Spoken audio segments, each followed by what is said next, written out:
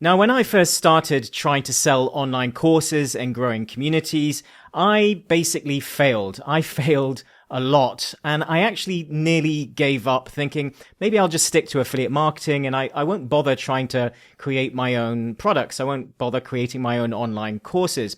And it was this book that actually changed everything for me, because once I understood this book, and it was actually the original version, this is the new extended one, which is even better. It's got a load more information in it, but it was understanding the psychology inside this book that made me completely change the way that I created my online courses, how I approached people and sold to people online.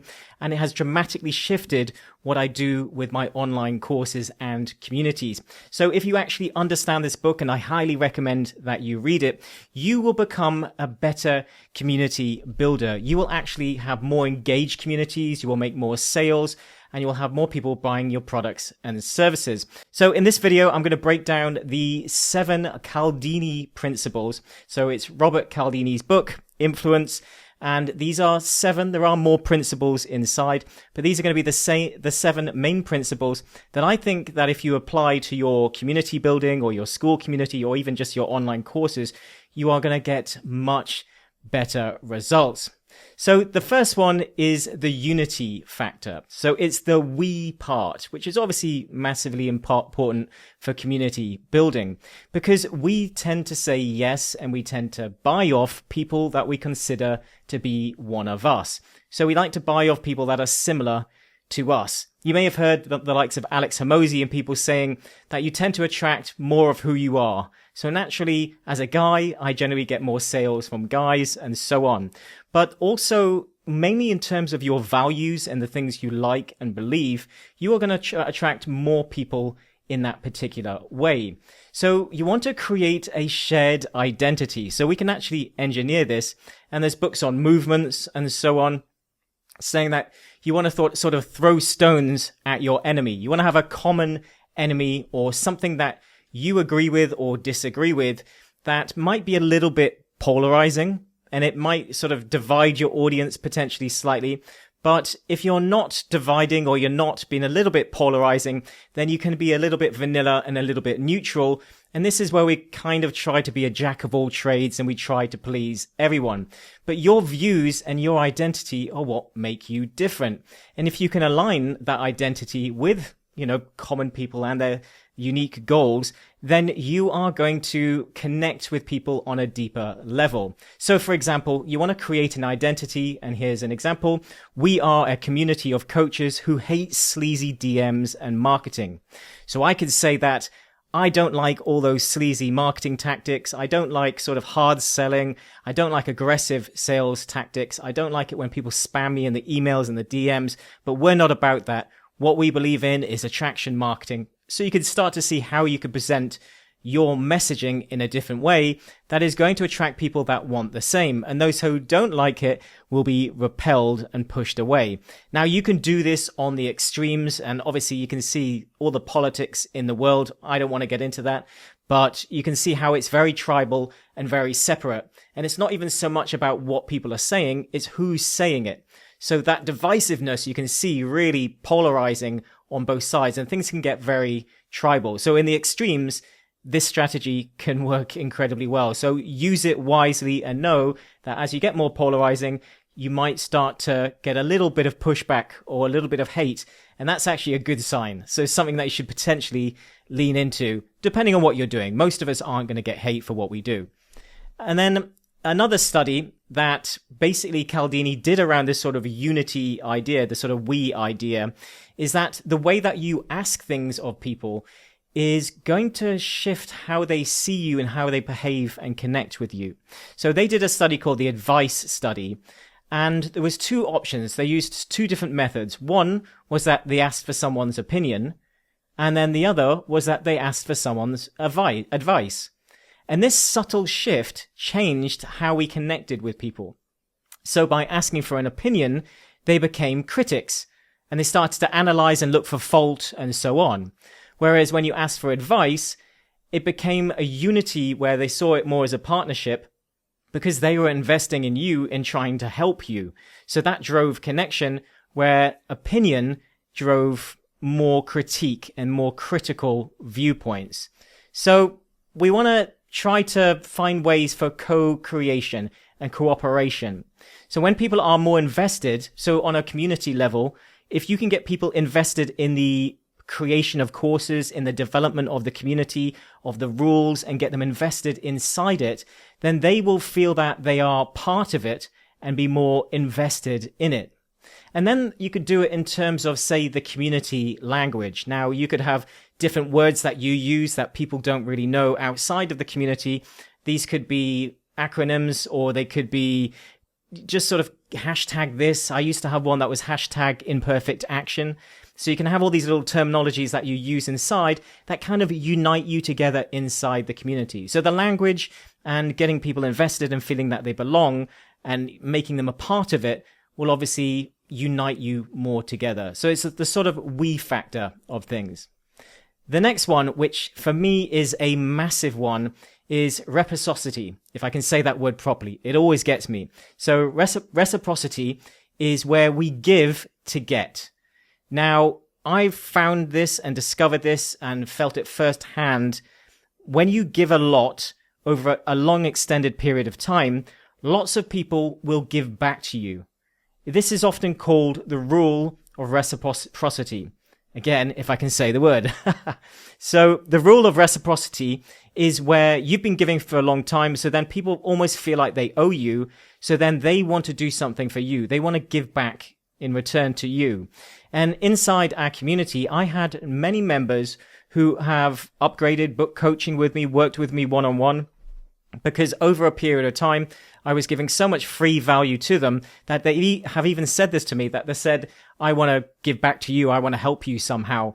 So whether it's them investing more in the community or them outright booking my services, people will eventually, some people will always want to basically reward you for you giving more. Now, Cialdini basically did a test on waiters. So in restaurants, they monitored how the tips worked in different restaurants if they actually gave away mints. Now, I can tell you, maybe you've seen this in different restaurants where they leave the little mints on the trays. It's really big in Thailand. So I don't know whether it's died out anywhere else. I haven't really seen it in the UK. But in Thailand, they still love giving you little sweets. But what they noticed was that when waiters didn't give sweets, they had less tips. And then when waiters did give sweets, they had a 23% increase in tips. So it was that little bit of extra that they can give you. And now I was in hospitality for 15 years. And I can tell you, when I first started as a waiter, I used to research a bit of the psychology around this. And I created a little hand drawing card, because I was into drawing at the time. And it said, thank you. And I used to put this card in with a bill. And I heard that if you put your hand on the shoulder of the person paying when you gave them the bill, that extra contact also increased the connection between you, and therefore the amount of tips that I got just from those little two things dramatically went up. So I can testify to this as well. So when we give, we often get back. So giving a lot can be a great way to get more back. And obviously on a community level, with attraction marketing and so on, the more you give, the more you often get back. Now, we can get into deeper things and obviously protecting your time later on, but in the beginning, especially when you're starting a community, it's best if you just give freely, and you're going to get a lot more back of people. So personalized tends to work best, and unexpected works even better. So when you personalize what you're giving, or you go the extra mile, then this can really have a great impact. And I've noticed this in the community level as well. The more personalized, people talk about doing the unscalable. So I found that when I was initially growing, it got a bit more difficult when the community got bigger. But in the beginning, I would often do Loom videos to welcome people. Now, Loom is a video recording software where you can record your screen or your face, and it creates a link. And you could just quickly put that straight into Skool, and it would actually make it into a video format. And you would send them a DM manually, and they would literally get a welcome from you. Maybe you'd look at their profile, see what they're doing, ask some questions, say, great to have you here. But that kind of personalized level, the unscalable, is a really good thing to do on your community to just make them feel more special. And that's going to make them feel more welcome. It's why people also do welcome calls and onboarding calls to try and get people more invested as soon as possible. Because if you get them invested very quickly, they're more likely to stay and keep showing up. They're going to feel more invested in the community as well. The next one is commitment and consistency. Now, we want to be getting them invested and doing things inside the community. So what happens is it's quite difficult to get people to do a big action early on. So what we want to do is start with small actions and build up to the big action. So this is a bit like going on a date. You're not going to say, I love you on the first date. That would be weird. It'd be out of the blue.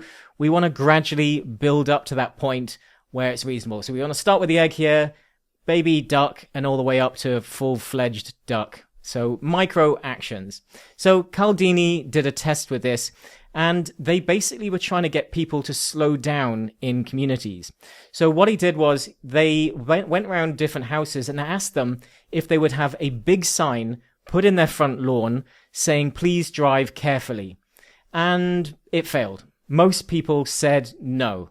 So only 17% of people agreed to the big sign, and they said, no, it's ugly, we don't like it. So Cialdini decided that, okay, let's try something different.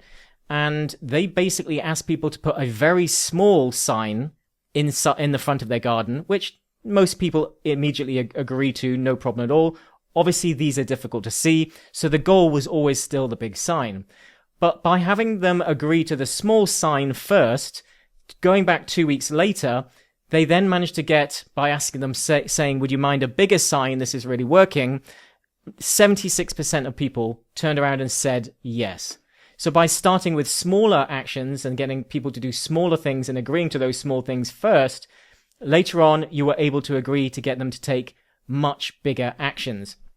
Now, this obviously helps with selling anything and getting people involved in communities in general. And this was something that I realized a lot when I was building funnels in the past, but it's been really useful in the community level.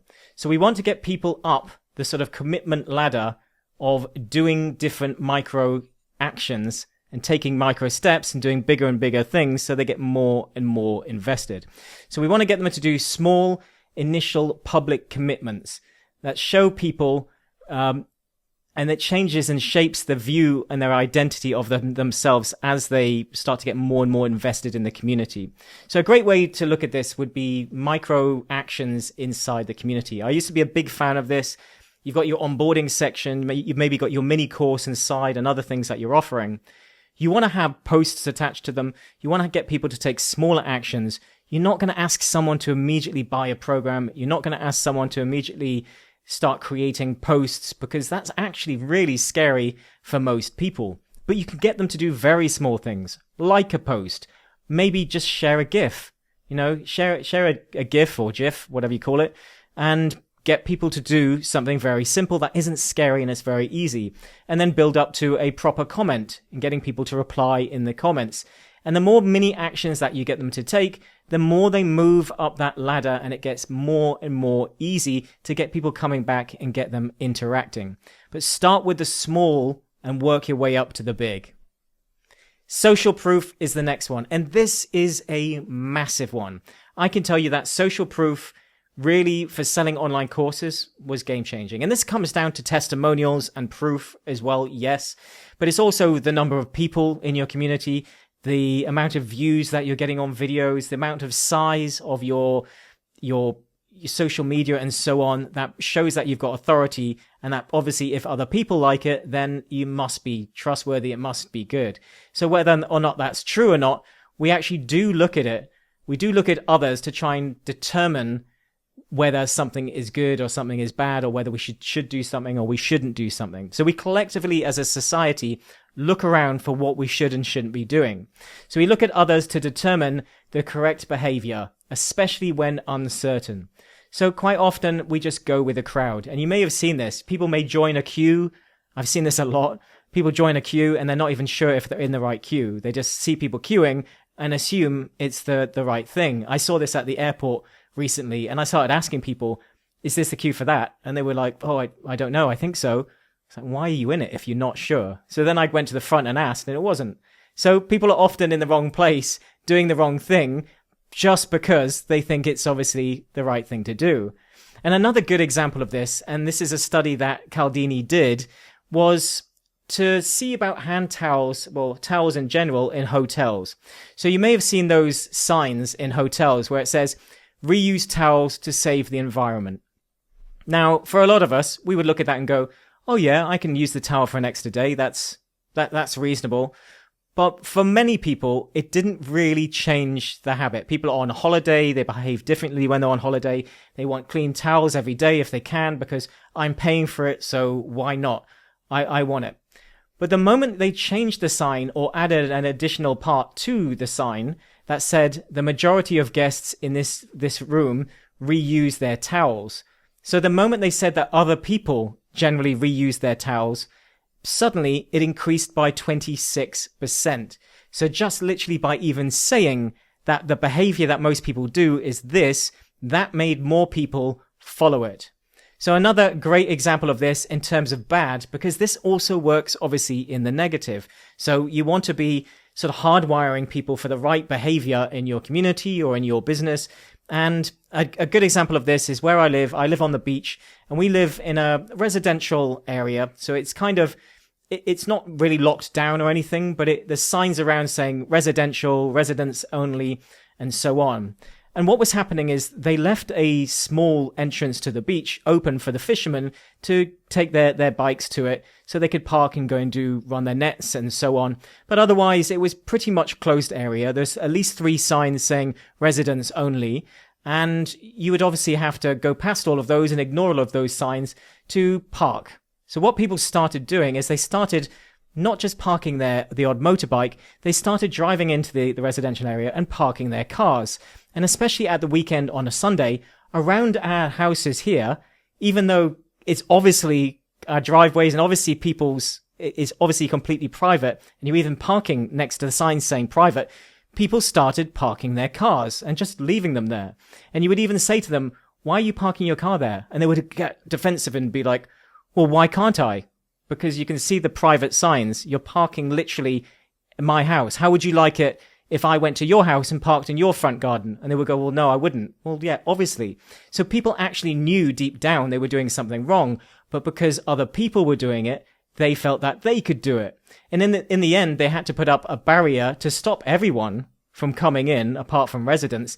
And even then, some people would still open the barrier and come and park. Because old habits die hard. It takes a lot to undo that sort of entitlement and that conditioning that we then have.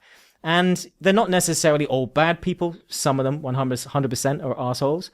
But many of them just follow the crowd and what's easy. Even though there's a restaurant next door with a massive car park, it's only a short walk extra.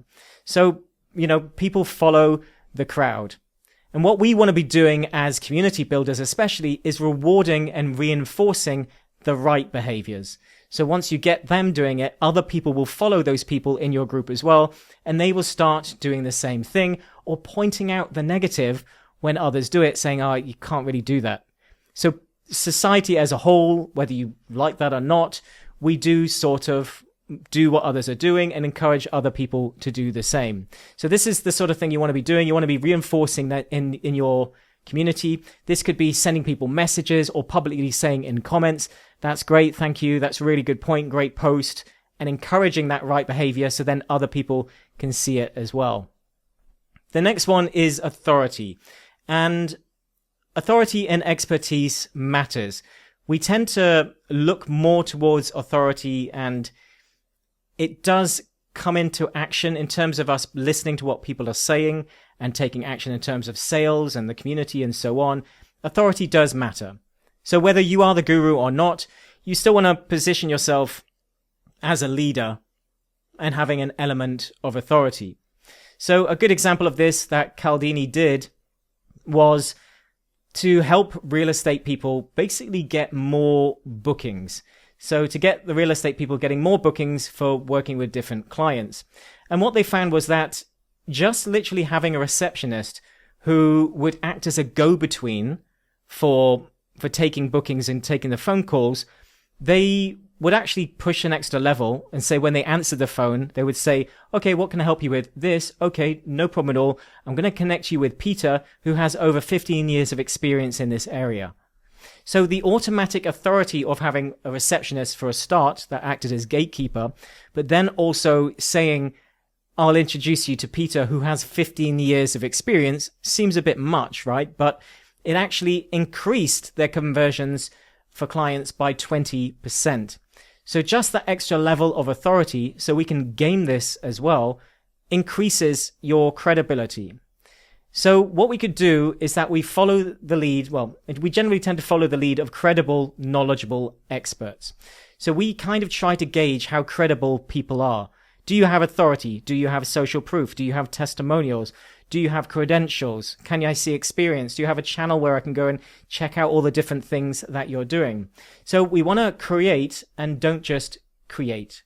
So you don't always want to be the guru. You want to be sharing stories, looking at what other people are doing. So you don't have to just be the guru saying, do this, do that, and so on. We can actually tell stories of other people. We can review what other people are doing. We can do interviews. There's so many different ways that we could do this. But maybe inside your community as well, you might want to restrict access to yourself. Probably not in the beginning, but I have noticed myself that as you start to grow, if you keep giving too much access to yourself, you can lose a bit of authority and a bit of credibility there. So doing everything yourself can make you look a bit smaller. And also people will start to not upgrade to things because they will think, well, I can get access to you anyways. So there's no urgency for me to upgrade. So removing access to yourself will also give you an extra level of credibility and more value on your time. Another thing is that you could share your work. So even if you weren't, say, the guru and so on, you can share your work, share real data, and show your research and so on. Because research shows just as much authority often as, theoretical data is just of no use. But even if you don't have a ton of experience and a ton of testimonials, sharing your research and that knowledge and that process and your journey and what you're doing and documenting can actually bring more authority as well. But credibility does matter. And I think especially when it comes to the Skool platform, you really want to gather as much proof as possible, especially the more noisy that it's getting as more communities are coming in all of the time to compete. So as I said, you may want to remove some access just later on to increase your overall authority as well. Don't think you need to get a receptionist, but if you could act as a buffer, or maybe as you grow, get a community manager or operator, that's going to increase your status as well. The next one is scarcity. And this is something that we all know about. Urgency and scarcity drive sales. But it's more difficult on a community level because we can't have countdown timers. We can't do very much other than saying there's a limited supply, such as cohorts or opening a few places up, or that we're going to do it on a pricing level and the price is going to go up. So we need to try and think of ways to drive more scarcity and FOMO, fear of missing out. So opportunities seem more valuable when they are when availability is limited. So we need to find ways to make things seem limited. And a great example of this was a study that Cialdini did with beef import suppliers. And what they did was they wanted to increase the overall scarcity and of demand of the beef itself. So what they started doing is that they said that due to bad weather, there was going to be limited stock or limited availability, or supplies are going to be lower in a particular year than normal because of the weather for beef. And this increased sales quite a bit because obviously if you think something is going to be scarce, you start to buy it. It's when there's promotions in supermarkets, or this promotion ends here, there's scarcity of demand, or it's only available for a particular amount of time. So that scarcity definitely triples the amount of sales. However, what they also noticed was that if they made the information seem scarce as well, that dramatically increased even more the value of that information. So they dramatically increased conversions because they tried to make out like the information was secret. So in this particular example, they started telling people that obviously the weather was bad, so there was going to be less beef, but most people don't know about this. We're just sharing it with our particular audience. So if you want to get your beef, you need to act fast. So thinking that they had some secret information that others didn't, and that knowledge, that actually dramatically increased sales even further. So scarcity of an item is good, but scarcity of information is better. And I've seen the sort of more marketing people in Skool communities, or maybe when it comes to, you could do it on diet levels as well, but they would be saying that such as a certain method in Skool is working really well right now. But I'm seeing a lot more people doing it. And like any of these strategies, the more people that do it, the less effect that it has as people get more used to it. So you really want to take action now and implement this in your business while it's working. Now, that is sort of pushing that not most people don't really know about this yet. It's kind of new, and you have an opportunity but a limited time scale to learn about this and implement it before it stops working. So you need to act fast. So you could do that, and then you're going to be dramatically increasing your conversions. So scarcity, but scarcity of information if you can find a way to do it as well. So we can do this in different ways. It could be in the free communities if you're doing, say, live calls. Now, you may realize that many people prefer to watch the replay and they don't always show up live, and it can be a pain in the butt if you're trying to do these group calls. So what you want to do potentially is try to create scarcity around the call itself. So if you want to come for the free call, if you want to get all of that advantage, then you could say the replay will go directly into paid afterwards. So if you want to watch the replay, you need to be a paid member. So either show up live or pay to get the replay. Or you could say that the replay will only be available for 48 hours, and then it will go into paid afterwards. So that will drive scarcity for the live, but also scarcity for the replay to get people to watch it. And then you could also say scarcity in terms of cohorts and limit it on spaces.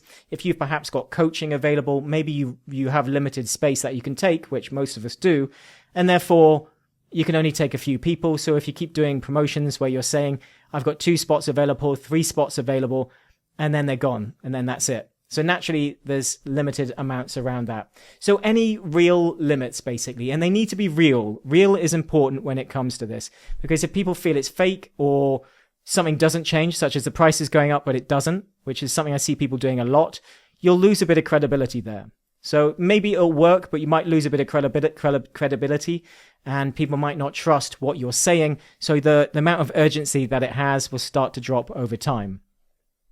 The next one is liking and rapport. So we prefer to say yes to requests of people that we like.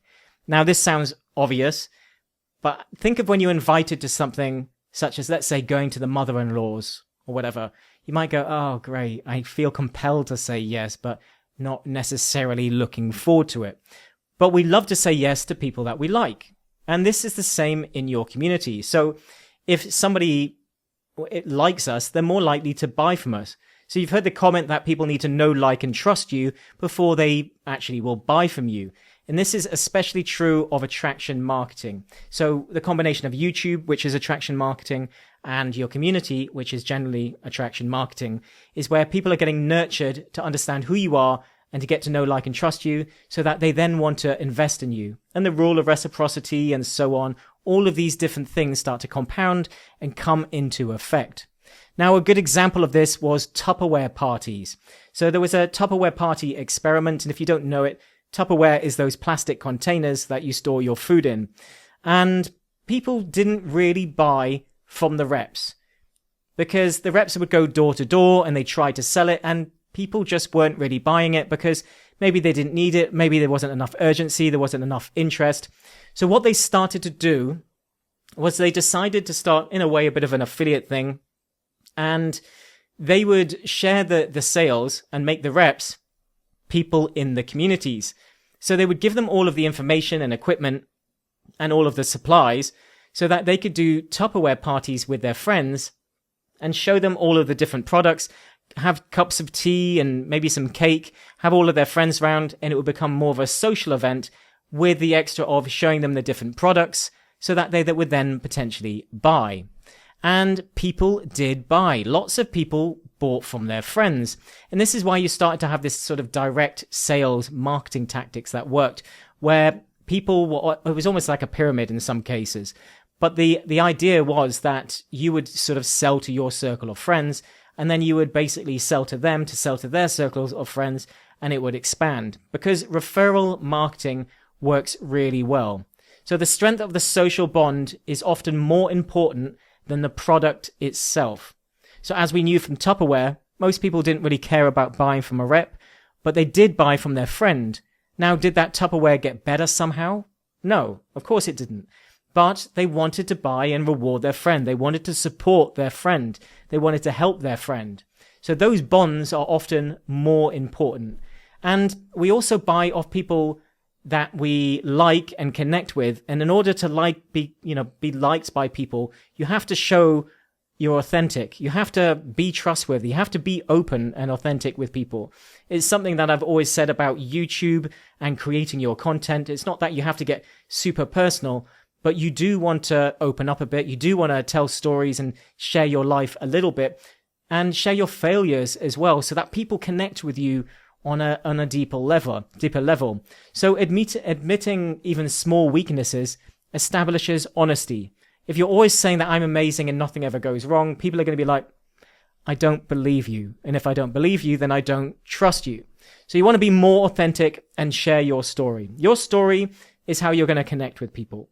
So if your community is about selling something in particular, normally you're going to sell to your previous self.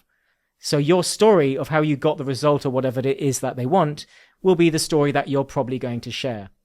And you want to actively highlight similarities between you and them, and also them and other members. So you want to connect people and create bonds. So you could say, oh, you should chat to Jason. Jason's got a great thing, and Bob also does the same. These guys are going to be interested in that as well.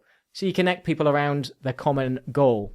So we want to try and do a little bit of networking between your members if you can, to try and drive those connections. So if people say have two similar communities or two similar channels, you should get them talking to each other so that they can create their own little sort of group within the group itself, because then they'll keep showing up for each other. And when people are connected with each other, they tend to like and comment on each other's posts. They tend to support and get involved with each other. So we want to be making sure that we're highlighting those as well. So there you have it. Now, if you would like more help growing your community business with YouTube and Skool, then I'll link to our free group in the video description. Thanks for watching, and I'll see you in the next one.